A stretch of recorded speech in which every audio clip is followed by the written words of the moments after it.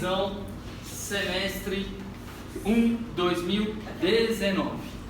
Tranquilo? Bem, galera, primeira coisa, lembra do nosso conteúdo inicial da matéria, que começa com a discussão sobre direito no aspecto geral. E aí nós somos uma sociedade essa que não tinha escrita, nós chamamos ela de sociedade ágrafa. Ótimo. A comunidade ágrafa era a comunidade que não tinha escrita. O fato de não ter escrita quer dizer que não tem direito? Não. Não ter escrita não quer dizer que não tem direito, simplesmente não tinha escrita. Pra gente falar que havia direito, você lembra lá dos caciques de índio, do povo lá do período paleolítico? Será que não tinha nenhuma ordem, nada de direito? Tinha sim. E aí, para isso, essa ordem, nós vamos ter que entender quais eram as bases. Seriam três: princípios, costumes e crenças. Princípios, aquilo que estava interno aos indivíduos. Costumes, a prática de algo que ela é aceita, ela é reiterada, ela é assimilada e replicada. Quer dizer, alguma coisa que alguém fez, foi entendido como razoável, ou no primeiro momento não, mas foi feita tantas vezes que ela passou a ser aceita e depois as pessoas começam a replicar. Isso é um costume. E por fim, crença. Porque toda vez que a gente não conseguia explicar algo, a gente atribuía a uma divindade, a algo maior. Então isso daí é uma fonte de direito que vai permanecer ao longo de toda a história. Bem, depois nós fomos para as primeiras leis escritas. Aí nós falamos de Eshuna e Unamu.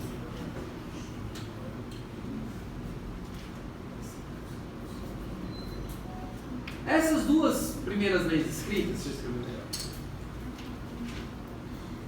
Eshuna e Unamu. Elas vão ter diversas especificidades, mas eu gosto de falar sempre de duas que para mim são as mais relevantes. Lá em Unamu, eu tenho a ideia inicial de substituição da pena de dor por pecúnia. Quer dizer o quê? Eu deixo de pegar e fazer aquela punição de tortura, de matar, para falar, olha, se ela roubou a minha vaquinha, é melhor que ela me repaire do que eu matar ela, porque matar ela não vai trazer de volta minha vaca. Se fosse uma curandeira, né, sei lá. Mas não vai trazer de volta, então é melhor que ela traga uma reparação. E aí a gente tem a questão da ideia de responsabilidade civil, de poder arcar com o prejuízo. E lá em Eshuna, ele vai fazer o quê? Ele vai replicar essa ideia de substituição da pena, só que ele vai falar, pô, esse negócio do direito só de punir não resolve não, porque existem relações que não são somente punitivas ou sancionatórias. Eu tenho relações que vão além disso.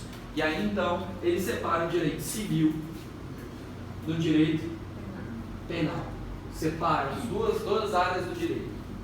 Nós prosseguimos e fomos para Hammurabi. Que é um período já mais do momento. Hammurabi, ele era um grande conquistador. E aí ele utilizou três pilares para o sucesso dele, que ele teve ali um regime que durou mais de 100 anos. Professor, ele viveu esses 100 anos? Não é isso.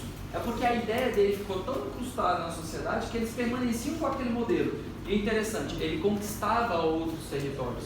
Então imagina, eu conquistei o território de vocês e faço com que vocês queiram ser subordinados a mim. Como que esse cara conseguiu fazer isso? Pensa que a Argentina conquistou a América do Sul inteira. Como fazer o Brasil querer ainda ser parte do governo argentino? Da seguinte forma, Hammurabi utilizou três pilares para o sucesso dele. Quais foram eles, gente? Religião, direito e língua. Show! Língua. Religião, porque ele dizia, ele era um estrategista. Então ele não chegava lá despreparado. Sabia como vencer uma contenda, uma guerra. Então ele pegava, se preparava e João falava, olha, só foi possível porque o meu Deus é um Deus de poder, é um Deus de vitória, é um Deus de graça, e por isso foi possível. Então ele me permitiu, o meu Deus fez com que eu pudesse fazer isso. Então a religião era basicamente a ideia de demonstração de força. E aí ia um pouco além, porque ele falava assim também, o meu Deus também te aceita, desde que você aceite o representante dele se curve a nossa religiosidade. Então veja, ele dava a possibilidade para aquele povo dominado alcançar a mesma graça. E a outra opção era ótima, ou você morria ou se tornava escravo. Então ficava fácil decidir, né? Só que aí o povo não ia ser fiel desse cara, o povo ia ficar o quê? Puto! Você não ia ficar feliz, né, com essa situação. E aí então, ele vai lá e fala, aqui todos serão tratados de forma igual, isonômica. Por quê? Porque eu vou colocar aqui 273 artigos em monólitos, pedras gigantes, no início, nos pontos cardeais da cidade. São chamados de monólitos de Hammurabi, essas pedras. E lá tinha todos os direitos esculpidos. Então qualquer cidadão daquela população, ao entrar ali, ele conseguia ver quais eram os direitos. Por isso que dava uma sensação de segurança jurídica, igualdade. E por fim, eu tenho uma língua. A língua vai ser um fator que vai facilitar a comunicação entre esses povos dominados, justamente para que tenha uma maior interação, mas não só isso, também a questão do comércio. Então isso vai fomentar o comércio, vai fomentar a comunicação entre eles. Bem, Hammurabi, assim como todos os outros períodos que a gente vai estudar, vai ter uma população, uma parte da população que vai ser a por cima, uma que é o meio termo e uma que é muito lascada. Não é isso? Tem, sempre vai ser assim. Só que aqui nós vamos ter os chamados Ailuns, Muskenum e os nossos queridos escravos. Ailun, A-W-I-L-U-N, Ailun. Professor? Esse Ailun, sim, que são os homens livres, representa a classe social mais alta, você vê isso? Não, na verdade, excelente pergunta, Nil. É o seguinte, os Ailuns vão ser as pessoas livres. Aqui eu vou ter tanto o rico quanto o pobre, mas a principal característica deles é que eles são livres. E é interessante a gente falar de livres, porque veja bem, aqui a maioria da população são pessoas livres. Aqui no caso os Muskenuns são os funcionários públicos. Vamos chamar de FP. Professor, vou consignar isso que eu vou sempre deixar registrado. Funcionário público, é meu sonho ser funcionário público. Não, vamos evitar essa palavra. Funcionário público você vai achar onde? Lá no direito penal, que é como eu vou chamar todo mundo que é atrelado ao serviço público. Ou tu é servidor, ou tu é empregado público, que vai diferenciar o regime. Ah, sou servidor, lei 8.112. Sou empregado, CLT, empregado público, beleza? Mas aqui, como não tinha essa distinção, a gente vai chamar funcionário público, porque eram todos aqueles. Só que o interessante, e que a gente não pode esquecer, é funcionário público nessa época era escolhido pelo governo e era um desígnio de nascença. Me explico. Depois que uma pessoa era escolhida para ser funcionário público, o filho dela vai ser funcionário público. O filho do filho dela vai ser funcionário público. Então, seria hereditário. Ele já nasceria para fazer aquele ofício. Seria um ofício já de desígnio desde a sua nascença. Beleza? Do seu nascimento, perdão. Então, a liberdade dos alunos são limitadas, porque eles não têm a mesma liberdade que os alunos de poder escolher fazer o que quiserem. E aí, por fim, eu tenho o escravo. E aqui o escravo vai ser ou prisioneiro de guerra, ou dívida. E aí tem que falar, a natureza jurídica do escravo é de coisa. Bem, sobre o direito de Hammurabi, nós vamos falar então do direito penal. Direito penal. Lá em Hammurabi, tem que lembrar o seguinte: conceitinho ensino fundamental, conceitinho ensino superior. Conceito de ensino fundamental, lei de talião. Talião. Olho por olho, dente por dente. Então, direito penal em Hammurabi, puxa uma setinha lá, e lembra de colocar olho por olho, dente por dente. Mas eu vou querer, claro, o conceito em nível superior. Então, nível superior. E aí, veja bem, a maior forma da gente decorar isso na verdade, de aprender isso se o cara mata a sua mãe, o que você vai poder fazer com a mãe dele? Matar ela. Opa! Isso vai dar aquela informação importantíssima pra gente. Se eu posso matar a mãe do outro, mesmo ela não tendo feito nada, só tendo parido aquele menino, quer dizer que a pena ela pode exceder ir além do agente transgressor. É chamado de transcendência da pena. Então, o direito penal hammurabiano transcende o agente delinquente, vai além do agente delinquente, beleza? Bem, mas é só isso? Não. Qual é a ideia de matar a mãe do cara que matou a sua mãe? É que ele sofra. Então a ideia do direito hammurabiano é aplicar uma pena que ele sinta a mesma dor que ele causou. Uma dor que a gente chama de dor equânime, dor igual àquela que ele causou. Por isso que eu posso agredir outro membro da família dele, que não seja ele, para que ele sofra da mesma forma que eu sofri. Tranquilos? Então, nosso conceitinho de ensino superior é lembrar que a pena transcende o indivíduo, vai além, e de que a intenção é de que cause o mesmo sofrimento que ele causou. Bem, depois a gente vai falar do falso testemunho, e esse daí eu não posso deixar de comentar. Falso testemunho é a testemunha, sabendo que aquela informação é falsa, imputar fato criminoso a outra no caso. Nesse caso, o falso testemunho, no direito hammurabiano, tem duas consequências: pena de morte ou pagamento das custas do processo, das custas processuais. Olha que interessante, Hammurabi tinha que mover toda a máquina da justiça dele para poder julgar alguém.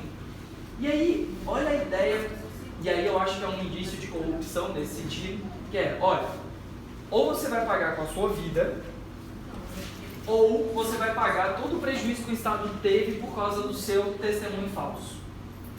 O pobre, obviamente, o que ia acontecer? Morria. E o rico dava um jeito de pagar as suas dívidas, seus débitos. Bem, prosseguindo, nós falamos do roubo e da receptação. O roubo e a receptação, roubo, subtrair coisa alheia móvel mediante violência ou grave ameaça. Quer dizer, pegar alguém, alguma coisa de alguém e usar violência ou ameaça. A receptação é você adquirir algo que saiba ou deva saber produto de crime.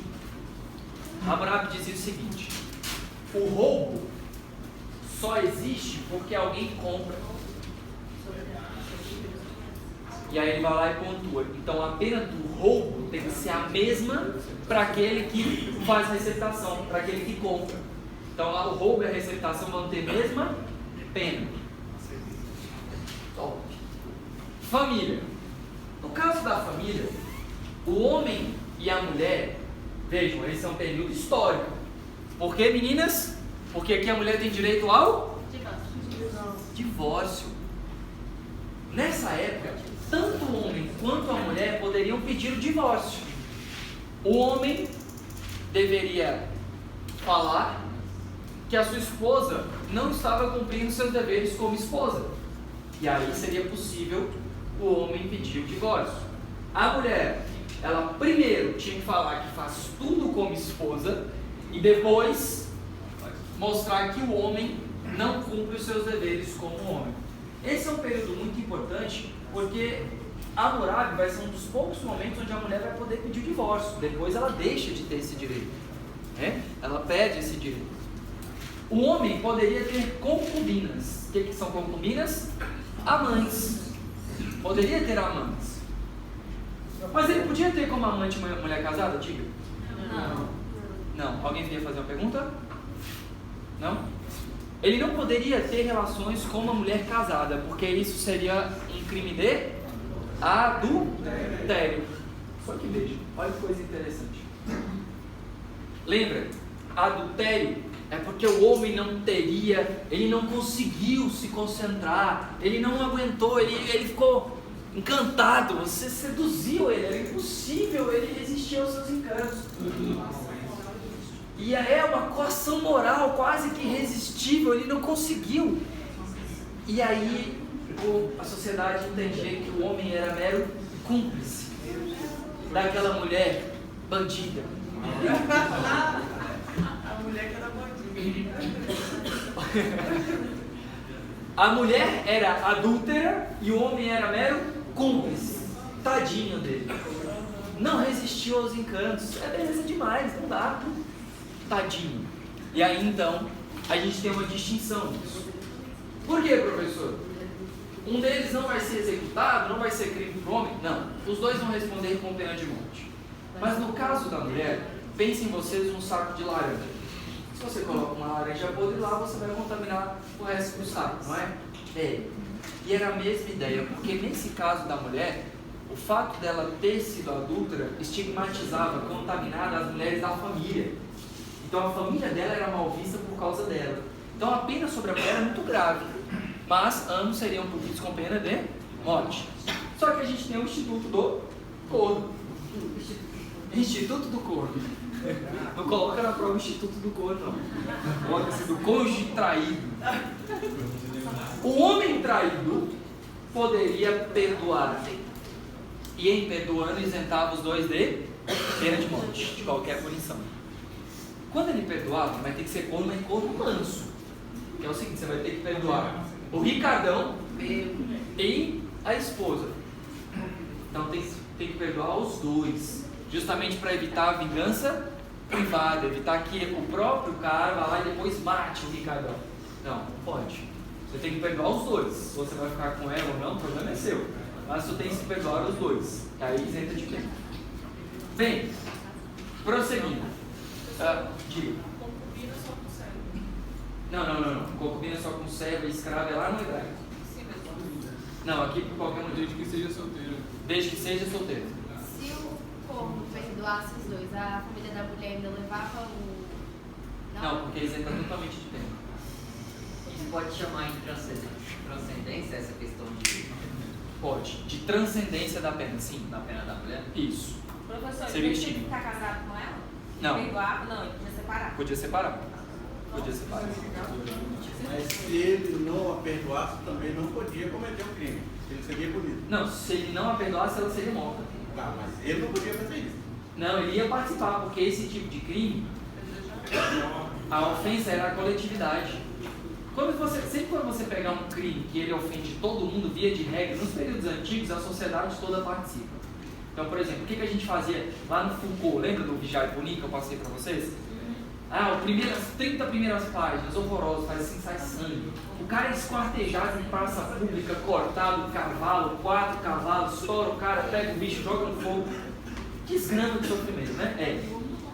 E aí o povo todo assiste aquilo. Então o povo participa desses crimes mais graves, né? É visto como ruim contra os costumes. Beleza? Bem, sobre a adoção. No caso da adoção, eu tenho o seguinte: poderia ser adotados antes ou depois do nascimento os filhos de pessoas livres. Então, antes ou depois do nascimento, o filho de pessoa livre pode ser adotado. Depois do nascimento, somente filhos de pessoas livres. Musquenum. Desculpa. Confundi. Pessoas livres, antes e depois. E no caso dos musquenuns, só poderia ser adotado antes do nascimento. Então já era uma coisa já organizada. Já era como se fosse uma espécie de contrato falando: eu vou adotar seu filho. Tá bom? Tá gerando aí, eu vou adotar ele. Porque o filho de funcionário público, ele teria que necessariamente ser um funcionário público. Logo, para você adotar esse tipo de criança, você tinha que montar toda uma estrutura prévia para que então essa criança pudesse receber essa devida educação. Tranquilos? Então, filho de pessoas livres, Aelum, antes e depois. Musquenum, somente antes. E se o pai renegasse o filho adotado, tinha consequência jurídica? Se o pai renegasse o filho, levava o quinhão, ou seja, parte da herança já ia para o moleque. Isso, exatamente. No caso seria pena de morte ou... No caso do filho, se renegasse o pai, ele poderia ser torturado, pena de dor. E se ele não recebesse educação? Oi? Nas duas casas. Diga. Se ele não recebesse educação, ele voltava para a família ou seria criado? Perfeito. E se o filho de funcionário público não recebesse educação, ele voltava para sua família originária ou o Estado iria criar. Beleza? Próximo período. Direito hebraico. Galerinha, direito hebraico é um direito divino. Se ele é um direito divino, não cabia ao homem escrever ele. Divino. O homem era mero instrumento da vontade de Deus. Somente os rabinos e juízes, né? Poderiam interpretar. Mas aí, como é que ia fazer? Vamos lá pegar os 10 mandamentos. E aí? Será que os 10 mandamentos falam de todas as condutas previstas que podem acontecer na humanidade? Não. Então, caberia aos juízes e aos rabinos a interpretação das normas. Jamais a edição, somente a interpretação. Tranquilo? É um modelo de família também patriarcal. A família é um pilar dessa sociedade. E nesse caso, o homem era o chefe da casa e somente ele poderia pedir o divórcio. Mas também a ele era permitido o concubinato. Ele poderia ter uma amante. Só que nesse caso, amante no direito hebraico, somente servas ou escravas. Não poderia ser qualquer mulher na rua. Tranquilos? Lá era monogâmico, só poderia ter um casamento, e monoteísta só teria um Deus. Aqui nós vamos ter as maiores evoluções acerca da ideia geral de direito em frente ao réu. E aí vocês precisam lembrar com muita calma. Primeira coisa, a pena, o direito penal, ele vai ser analisado de uma forma diferente. Aqui ela não transcende mais. Ah, foi a Cíntia que cometeu o crime. Então a Cíntia que vai pagar. A Cíntia que vai pagar. Foi o João que cometeu o crime. O João que cometeu aquele crime que vai pagar. Então, primeira coisinha, individualização da pena por intranscendência. Primeira informação. Individualiza-se a pena porque agora tem que ficar no agente causador. Então, aquele que cometeu vai responder. Só que lá tinha umas ideias meio esquisitas. Eu achava top, mas era meio sádico. Cada crime tinha uma punição própria. Eu tinha 36 crimes que seriam punidos com pena de morte. Então, não me importava, num primeiro momento, se o Marcelino era primário ou não. Não me importava. Se ele roubou, ele vai responder por uma pena X de morte. Se, vamos lá, pegar a Bárbara. Bárbara foi lá e cometeu um crime de blasfêmia. É um crime contra a religião. Como que a Bárbara ia ser morta? Na fogueira. O Vlad foi lá e cometeu o crime de adultério, apedrejamento. Então, a individualização da pena, ela começa com a ideia de a conduta vai ensejar uma pena própria. Então, determinada conduta vai ter um tipo próprio de morte. Era essa a ideia inicial de individualizar. Uma conduta, uma morte. E aí, mano, a sociedade começa a falar assim, poxa, isso tá meio esquisito, né? Tá meio estranho. E aí, tá muito grave, porque às vezes ela cometeu um furto e ela tem 2 roubos e as 2 vão ser executadas da mesma forma. Parece injusto. E é injusto. E aí, então, nascem os chamados limites morais. Aí é uma segunda fase da nossa individualização da pena. Os limites morais passam a analisar o sujeito, quem foi a pessoa que cometeu o crime, e aí então eu determino a pena. Então veja, individualização da pena. Intranscendência, num primeiro momento eu analiso a conduta e determino uma pena, uma punição, uma execução. No segundo momento, em razão dos limites morais, eu olho o sujeito, mais a conduta e então a pena. Da primariedade também, né? Isso, a primariedade, a gente vai analisar isso aqui agora. A Né? individualização passa pelo tipo de morte, né? Passa, no primeiro momento, qual é o tipo de morte? A individualização da pena, aliás, não transcende o agente, depois o tipo de morte, depois o surgimento dos crimes morais. Isso, perfeito. É isso.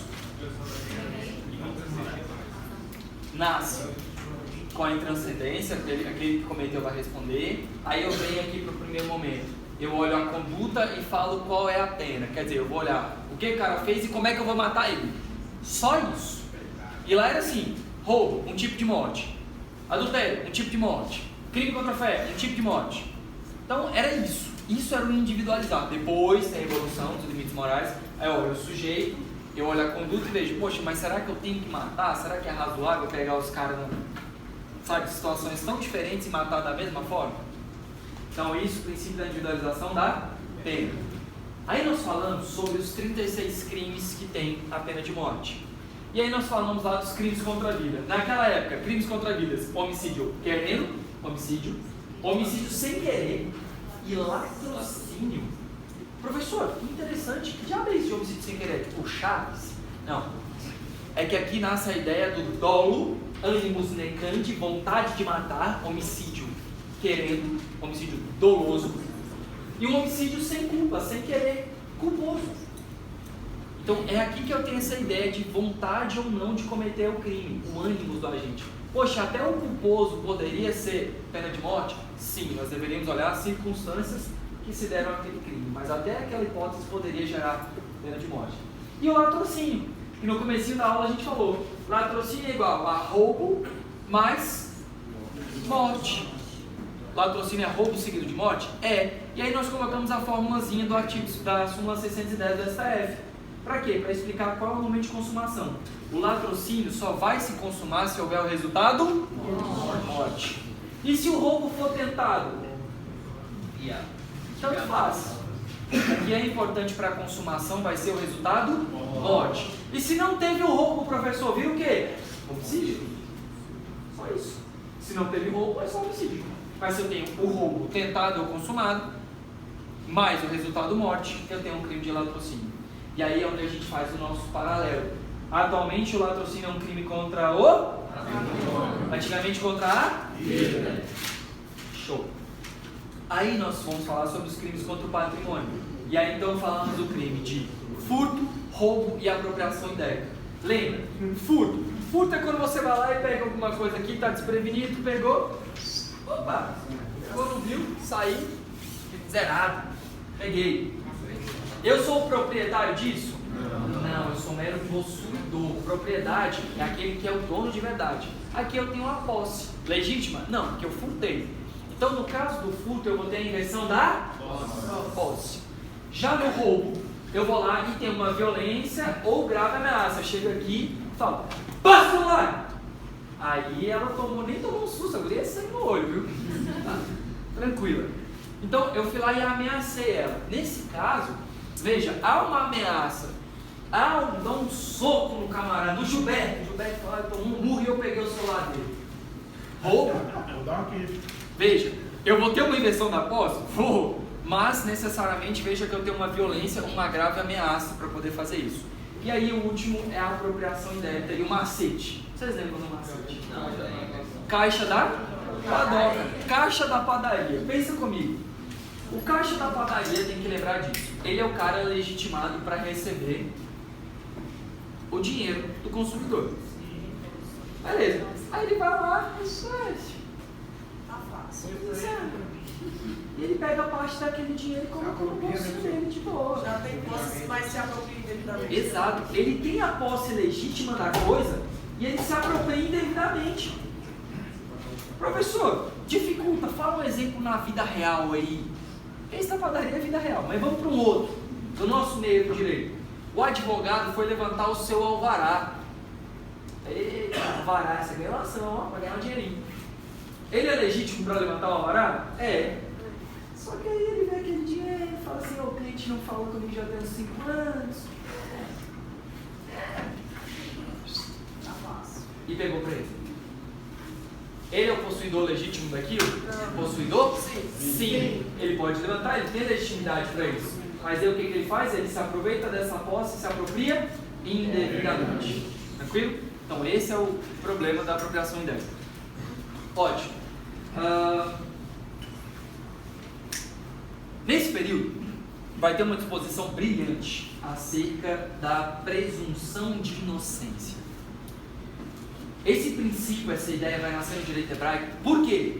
Porque para que alguém fosse condenado, eu precisava de 2 ou mais testemunhas. Quer dizer, se eu não tivesse 2 ou mais testemunhas, Gilberto, o que ia acontecer com o cara? Ia ser inocentado. Então, explica para mim o princípio da presunção da inocência no direito hebraico. você vai lembrar, ó, presunção de inocência. Para que houvesse uma condenação no direito hebraico, eram necessárias 2 ou mais testemunhas, pois, em não havendo, o réu seria absolvido. Rege-se o princípio do indúbio pro réu. Indúbio pro réu. Indúbio pro réu. Mas eu sei que a nossa turminha aqui lembra também de outro nome que a gente falou, desse negócio de dúvida, que vocês assistiram 12 Homens na Sentença, que é um livro que eu passei. E aí essa é a mesma ideia que a gente vai ver no direito americano pelo reasonable doubt, razonável dúvida razoável. Se eu tenho dúvida, eu devo absolver o réu. Quer dizer que a testemunha era um dos fatores de certeza, porque eu precisava de pelo menos mais de uma para eu construir a ideia de certeza, porque se houvesse dúvida, eu vou presumir que tu é inocente. Tranquilo? Então, presunção de inocência. Bem, isso é tão importante que o falso testemunho lá, aí eu acho top, eu acho bem sádico. Falso testemunho é o seguinte: você vai lá como testemunha e mente. Não, ela cometeu esse crime mesmo. Ela não cometeu, tu sabe disso. Aí o judiciário de lá vai falar assim: então você está imputando alguém um crime. Você vai responder no lugar dela. Isso quer dizer que o falso testemunho no direito hebraico, aquele que imputava falsamente, ele vai responder por aquele crime que estava alegando ter sido cometido. Então ele vai lá e vai falar: opa, você mentiu, você estava ludibriando, agora tu vai responder no lugar dele. Tranquilos? Adultério não admitia perdão. Nesse caso, adultério, ambos serão adúlteros? Sim. Haveria pena de morte para os dois, e é isso. Mas, para a mulher, mesma regra da laranja. Sempre quando estiver falando de adultério, no caso da mulher, vai ser mais grave, porque vai atingir quem? A família. Deixa eu ver. Estou lembrando da prova aqui, para ver se tem mais alguma coisa.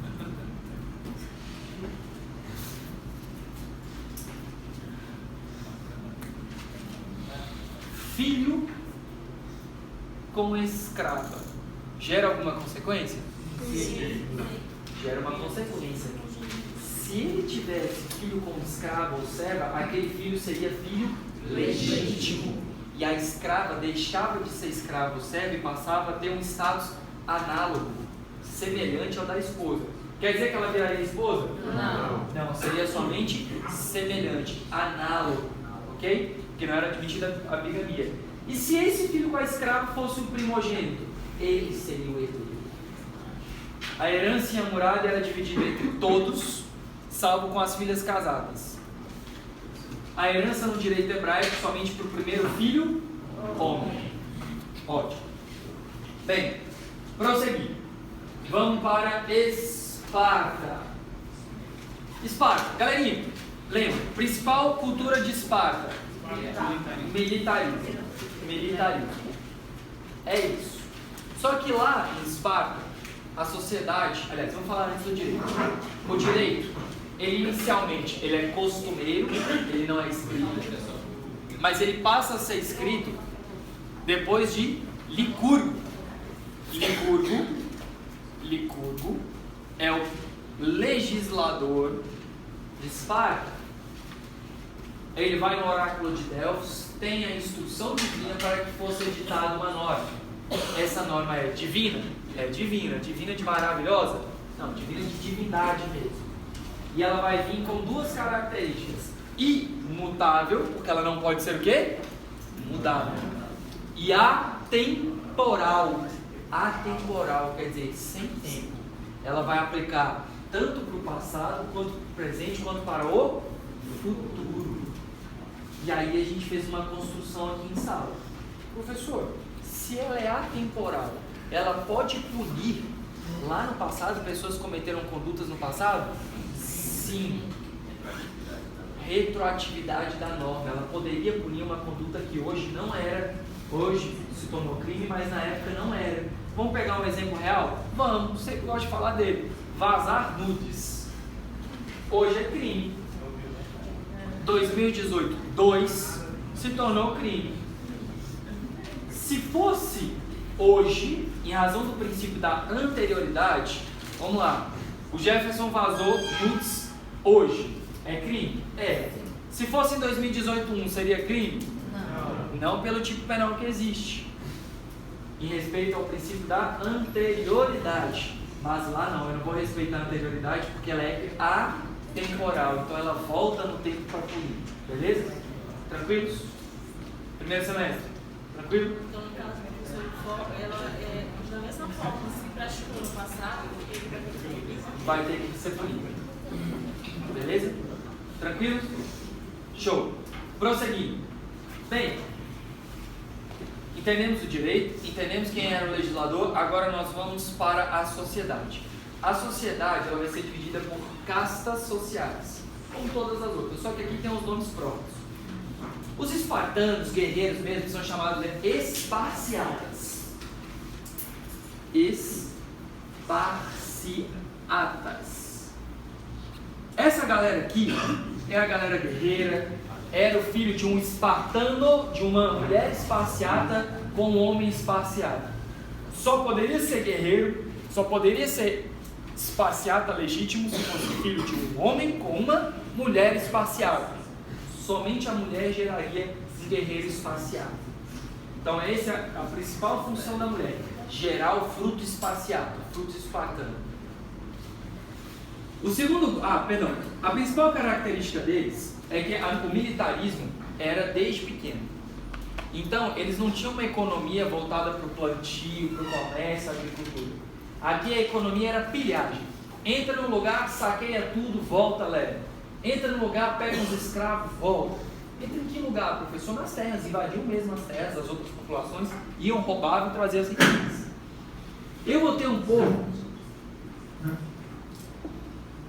que fica aos arredores do centro de Esparta, que aceitam ser subordinados aos esparciatas em troca de segurança. São chamados periecos. Os periecos vão ter segurança, mas em contrapartida vão fornecer agricultura, vão trabalhar à frente do comércio para o povo esparciata. E o último grupo, quem é o último grupo, turma? Ilotas. Os ilotas são os escravos prisioneiros de guerra. Aquele povo que a gente foi lá, invadiu a terra e trouxe. Tranquilo quanto a isso? Esparciatas, periecos, ilotas. Show. Nesse caso, agora a gente tem que ver o desdobramento disso. Com 7 anos de idade, aliás, vamos voltar. Mas os periecos, eles não eram proprietários. Não eram proprietários. Não existia propriedade. Não existia propriedade privada referente à terra espartana. Os esparciatas, quando nasciam, logo quando nascia, olhavam. Tem um defeito. Tem uma debilidade. É muito franguinho. Quando a criança nascia, ela era subordinada aos éforos para verificar se aquela criança era saudável. Então, logo com 0 anos de idade, ela já era vista pelo Estado para ver se ela poderia ou não ficar na comunidade espartana. Se ela não fosse completa ou não atingisse aquilo que se esperava, eles eram atirados no penhasco, rolados no penhasco. Com 7 anos de idade, o homem era retirado da sua família, o menino, né? A criança era retirada da sua família e começava o tratamento militar, o treinamento militar. Então ele aprendia a entoar cantos, ele aprendia história, ele aprendia sobre a cultura esparciata, iniciavam-se as privações, ou seja, começa a privar mesmo de comida, sono, para a criança começar a ter uma mentalidade de engrandecimento, de construir aquela resistência. Com 12 anos, a criança começava o treinamento militar. Aí aprendia a trocar machadada, sangue nos olhos. E com 20 anos, acontece um ritual chamado ritual de passagem, vai ser conhecida como cripteia. A cripteia ela vai ser um evento.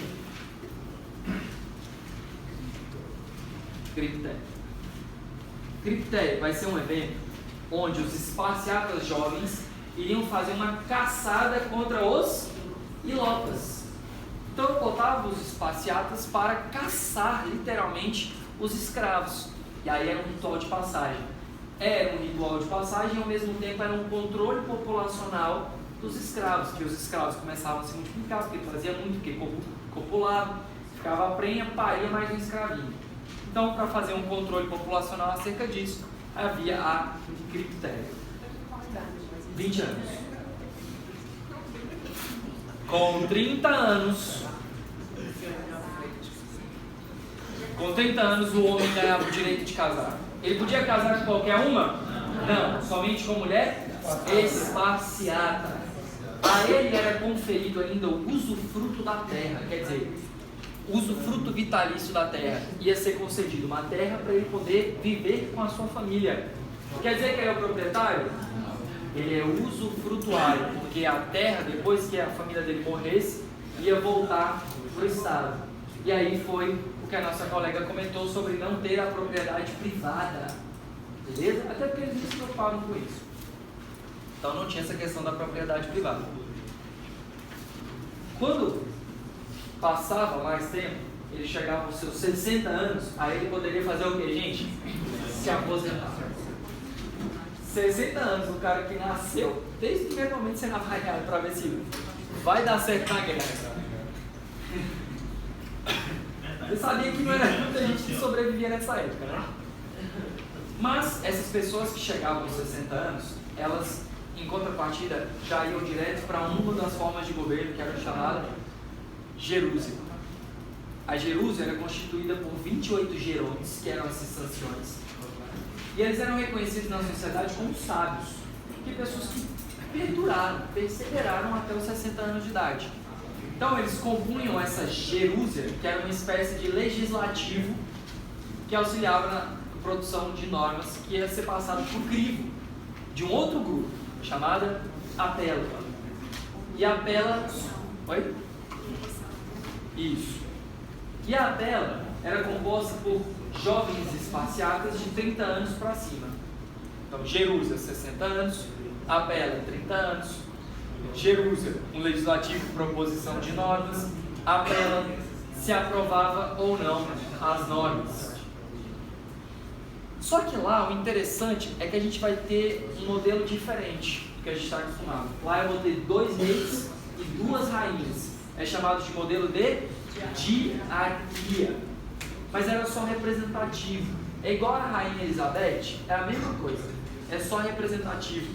Então Leônidas existiu? Existiu. No filme 300? Existiu. Não com aquela firulagem toda, mas ele existiu. Leônidas, ele pediu autorização para poder levar os guerreiros. Porque se ele fosse o rei que mandava tudo, ele só ia, acabou, falou, valeu. Mas não. No caso, Leônidas precisa de autorização para isso. Então já denota ali no próprio filme que não era ele a autoridade administrativa. Ele era sinônimo de força. Então os reis eram sinônimos de força. Quem mandava mesmo era um eforato. Eforato era composto por 5 éforos e eles sim detinham um poder de administração. Eles geriam a comunidade espartana. Tranquilos? Galerinha, não vou cobrar na prova sobre como que era a constituição dos éforos, porque tem 2 doutrinas. Uma referente à eleição anual, que eu acho que não é muito razoável, e a outra que era de sucessão, que os éforos selecionavam desde pequeno para construir uma pessoa com conhecimento específico. Mas não vou entrar muito nesse mérito, não. Diga. No filme 300 tem uma parte que eles de alguns seres na população da exército. Realmente existiu? Não, a mulher, no caso, ela não teria nem essa voz toda, já começava daí. Mas o conselho poderia sim pedir autorização. Às vezes vinha abaixo do céu. Bora? Atenas ou tem alguma dúvida? Atenas. Caramba, professor. É coisa, hein? É coisa. Parecendo uma metralhadora, mas vamos nessa. Atenas. Em Atenas, eu já tenho uma coisa diferente de Esparta. Lá eu tenho a primazia pela cultura, pela política, filosofia. E por que disso? Porque eles tinham a sua localização voltada para o mar e fazia com que eles tivessem maior intercâmbio de informação, de cultura, e tivesse a possibilidade de ir para fora e trazer coisas novas. Isso fez com que Atenas se desenvolvesse de uma forma muito única.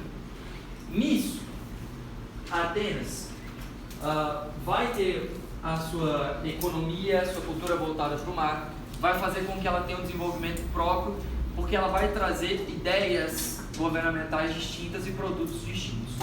A sociedade, assim como a gente já viu, vai ter sempre um lá em cima, um no meio e um lascado. E um mais lascado. Quem era lá em cima? Eupátridas. Os Eupátridas, deixa eu pegar uma água. Os Eupátridas eram aqueles que eram a aristocracia, os detentores de terra. Vai sair altas conversas de vocês, porque vocês estão do lado da câmera. Depois vocês reclamam com eles, viu?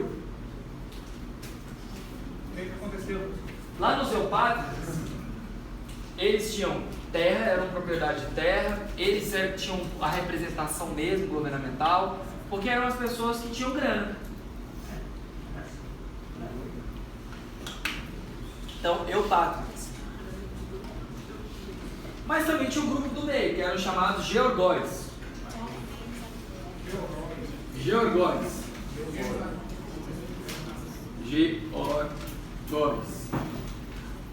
Esse povo aqui trabalhava nas terras dos Eupátridas. Eram os pequenos agricultores. Então essa galera estava ali, no meio da meiuca. Trabalhava, tirava sustento, pagava o que tinha que pagar. Eu tenho ainda os chamados demiurgos.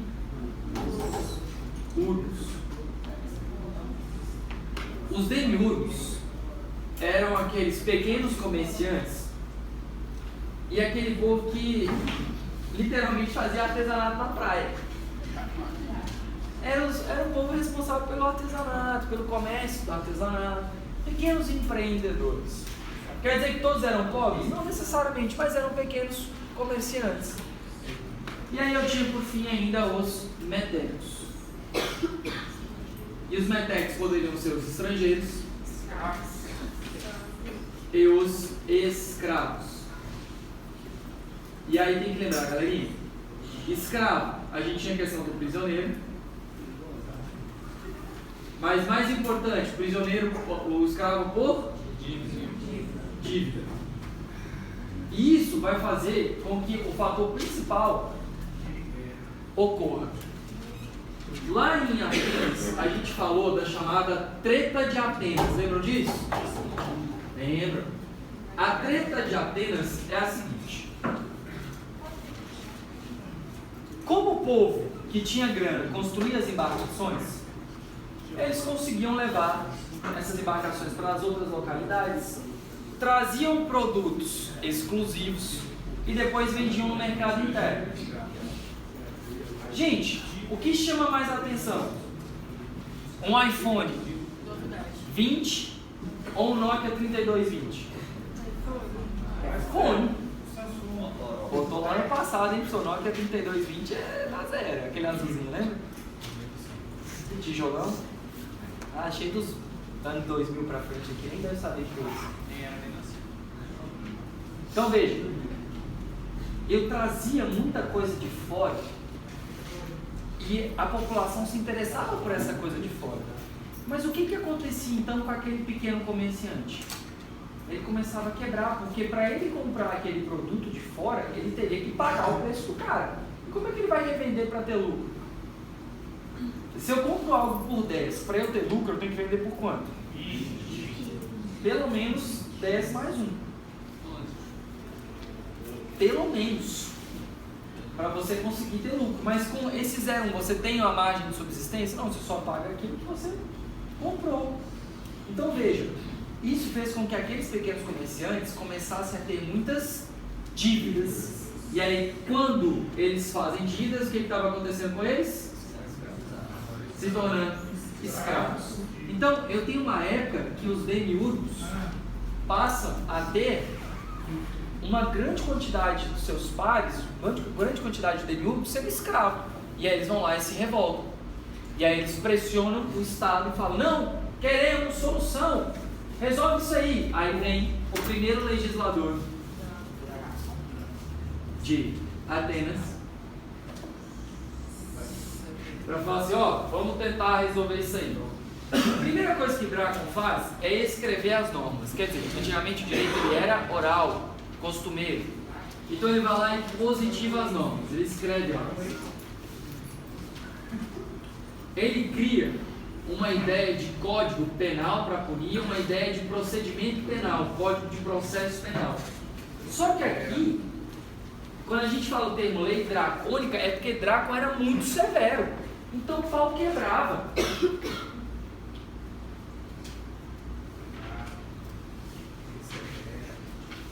Muito severo.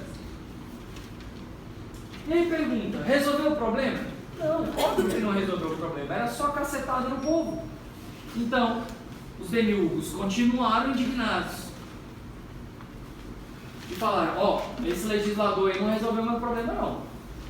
E aí então, vem um novo legislador chamado Solon.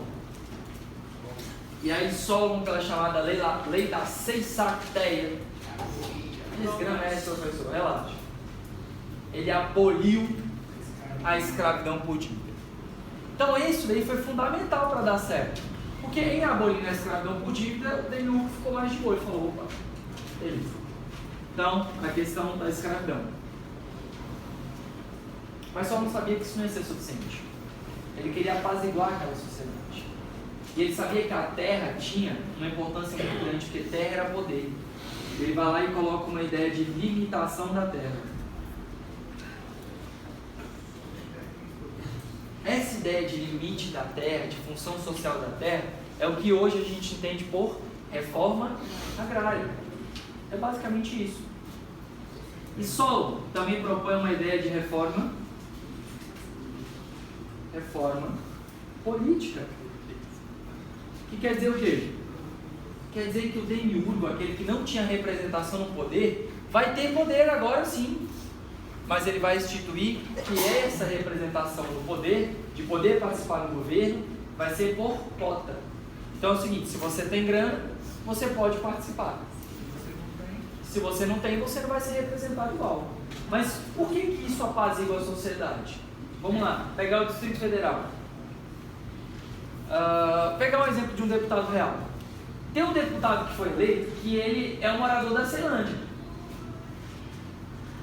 Quem mora na Ceilândia e vê ele lá eleito, não se sente representado? Se sente.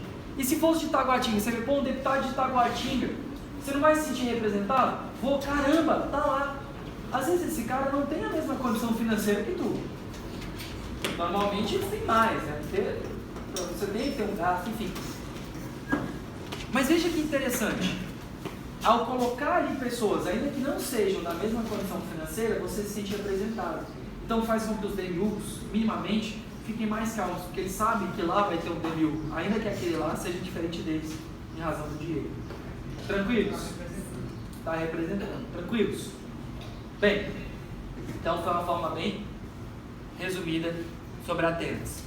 Vamos agora para Roma. Opa! Roma é do mundo. Vamos lá. Roma vai ter um direito que até hoje a gente vai utilizar muita coisa. E ele vai dividir esse direito. Ele vai dividir esse direito da seguinte forma.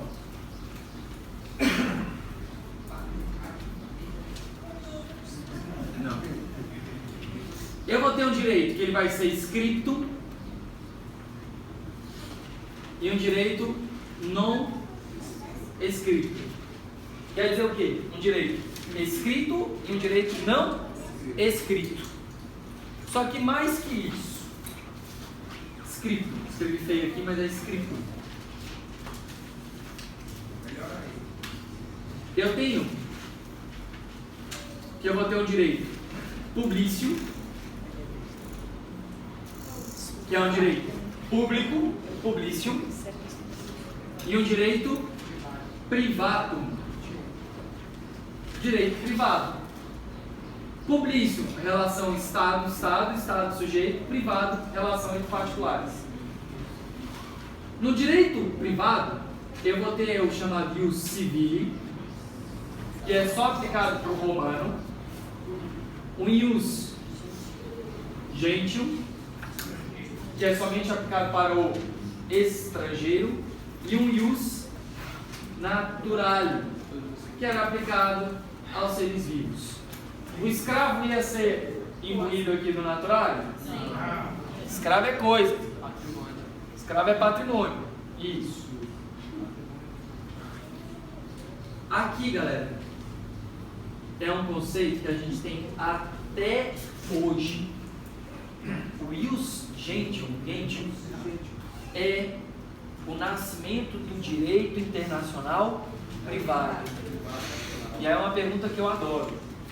O direito internacional privado é uma regra internacional ou nacional? Nacional. Pensem em vocês. Eu sou um corpo. Brasil. Meu corpo é o Brasil. Esse pincel é estranho ao corpo Brasil. Aí eu vou lá e falo o seguinte, pô, então eu vou fazer regras para esse estranho aqui. Essa regra é minha ou de outro país? Minha. Portanto, o direito internacional privado são regras do próprio Estado para o estrangeiro. Tranquilos? Show. Bem, com isso a gente vai analisar agora os períodos. O primeiro período que a gente vai analisar vai ser o período da realeza. O período da realeza vai ser constituído por um poder rex. Tiranossauro Rex vem daí, tu sabe, por isso que ele era o maior, ele era absoluto. Rex, dotado de ius imperium, poder absoluto. Ele manda no executivo, judiciário, legislativo e na igreja, na religião. O cara manda tudo. Aqui nós vamos ter os senatos como conselho consultivo. E o povo participava como um mero figurante dessa relação. As fontes de direito eram o costume e a lei. E a lei era do rei para o povo. Rex ao populus. E como era dividida essa sociedade? Essa sociedade era dividida entre, vai lá, vocês lembram? Patrícios,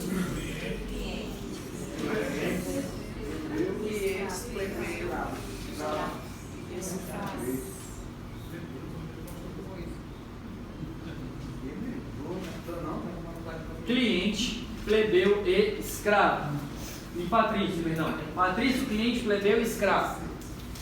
Bem, patrícios, como toda regra, aquele povo que está lá acima da carne seca.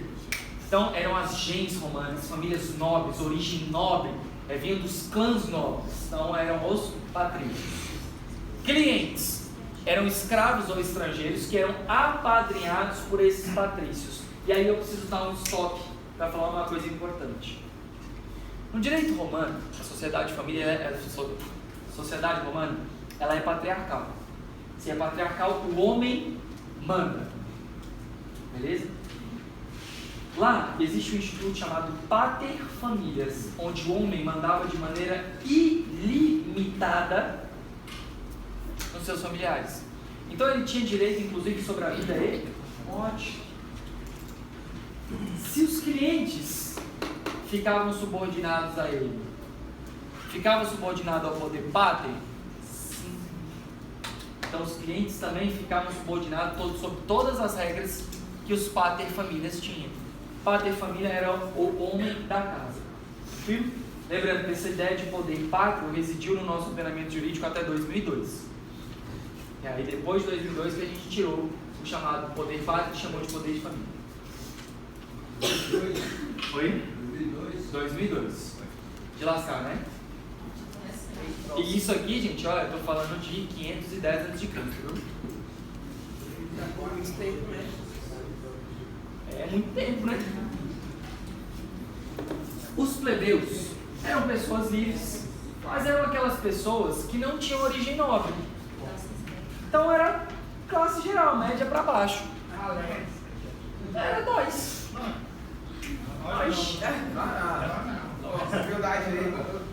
Oxe, perdão, tirando o Marcelino que é de origem nobre, nós é da realeza. Veja. Então, nesse caso, os plebeus eram a maioria da população, os clientes eram aqueles que eram apadrinhados, escravos estrangeiros, os patrícios quem tinha grana. E os escravos eram escravos, coisa. Bem, Mas os escravos aí eram os escravos por dívida? também tinha a possibilidade de escravidão por dívida e prisioneiro. Patrimônio também? Patrimônio também. Bem no iníciozinho. Quando a gente vai para o outro período, e agora o período da República, eu deixo de ter a figura do rei absoluto, e passo a ter a figura dos cônsules. Os cônsules eram eleitos em 2 e eles alternavam, cada mês ficava um. Professor, é tipo a ideia de ter um presidente e um vice-presidente? É semelhante à ideia. Só que aqui no caso eu tinha uma alternância. Imagina, eu gosto sempre dessa piada, alternar o Temer e a Dilma naquela época. Cada um ia preparar a forca do outro, né? Voltar para a época antes do menino. Bem, então eu tinha os cônsules como gestores do poder. Eu vinha com um senado que nesse caso ele vinha a ter um poder parecido com o judiciário. E aí eu vou ter outras formas de poder. Os praetores seriam os magistrados e eles seriam divididos em 2. Um queria aplicar somente o ius civile para o cidadão romano e um queria aplicar somente o direito para o estrangeiro, o ius gentil, entende? Eu tinha os delegados dos pretores, que seriam aqueles que iriam difundir o ensino jurídico na sociedade, não o ensino jurídico, mas pelo menos os direitos na sociedade, como se fossem arautos, falando, agora o imposto aumentou, agora tal coisa aumentou, né? E aí, referente às fontes do direito, eu permaneço com o costume, e agora sobre a lei, eu tenho uma diferença. Eu tenho uma lex, que é chamada de lex datae,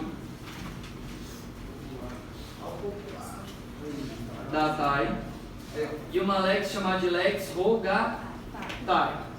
Lex datae era aquela que era imposta, que a gente chama de imperativo. Então é aquela que é imposta para ti e acabou, falou, valeu. Agora o lex rogatae não, macete, lê o rogatae na prova, já lembra da mãozinha. Rogar quer dizer pedir. Então, era passado à população para que ela votasse. Só que inicialmente, qual é o problema? O problema aqui é que, nesse caso, viu, Vlad? Nesse caso, só o povo que tinha representação de poder que participava, que eventualmente votava. Então, os patrícios é que tinham esse poder. Vendo essa ideia e os plebeus ficando putos, nasce então o chamado plebiscito.